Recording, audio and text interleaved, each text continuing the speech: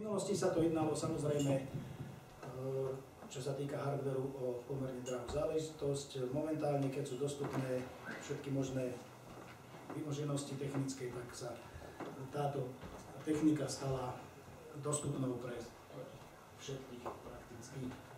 Čo sa týka trošku histórie, takže pred vyše 100 rokmi táto technika bola prvýkrát použitá Georgeom Mélièsom v filme, ten, ktorý je napísaný, keďže celkom až tak francúzsky neviem, tak to radšej čítať nebudem.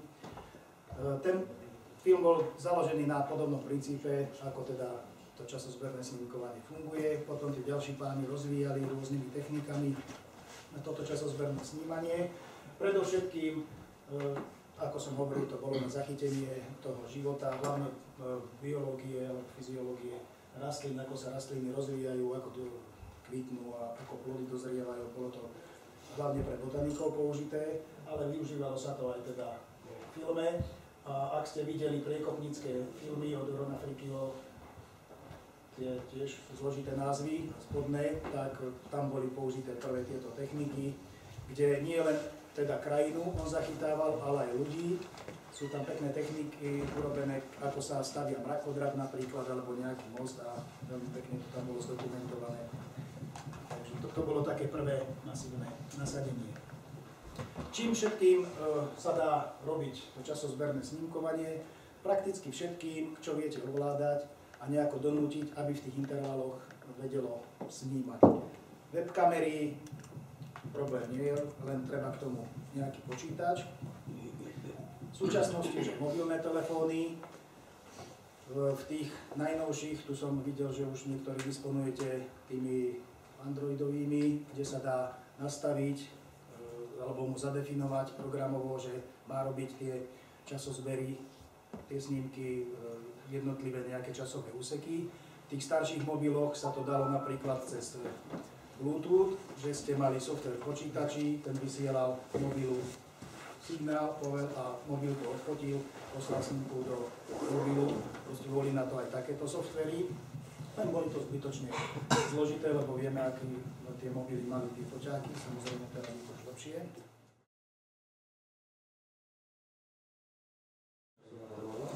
Čiže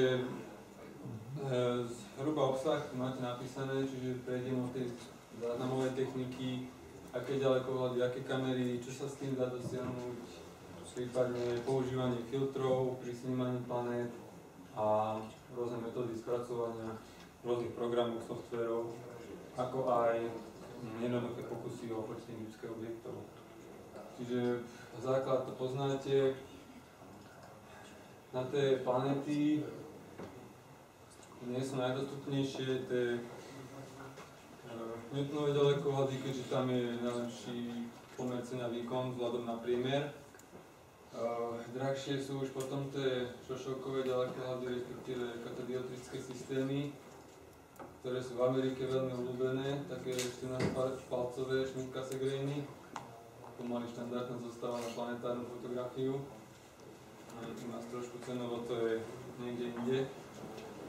Takže teoreticky ideálny by bol nejaký aporefraktor 25 cm, ktorý nemá tzv. Relatívny otvor, keďže konštrukcia Newtona, ako viete, tam ten sekundár zavadzá a to dosť vadí aj pri snímaní planét, keďže ten výsledný snímok má nižší kontrast. A planéty sami o sebe sú nízkokontrastný tvar, tie štruktúry majú nízky kontrast, čiže nie je to úplne ideálne riešenie, ale vzhľadom, že zrkadlové ďalekohľady sú o dosť vlastnejšie proti šošovkovým, tak sa to dosť často prebíje na tým veľkým priemerom. Čiže 200-300 a vnímajú sa tak, že tak už pomaly detailne na mesiace planet, takže to sa dá.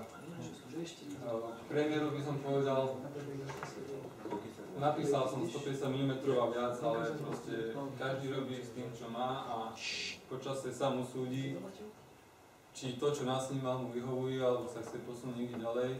Ja som takisto začínal s Newtonom 114/900 na paralektike, bez pohonu a fotil som s digitálnym kompaktom. Jednou rukou som točil kolečkom a druhou rukou som držal kompakt nejako, že netočí to video. Proste to boli tiež také začiatky, že keď tam boli dva pásy na Jupiteri, tak proste som sa tešil aj z toho, že bol to môj výsledok, ktorý som dosiahol a bol to proste úplne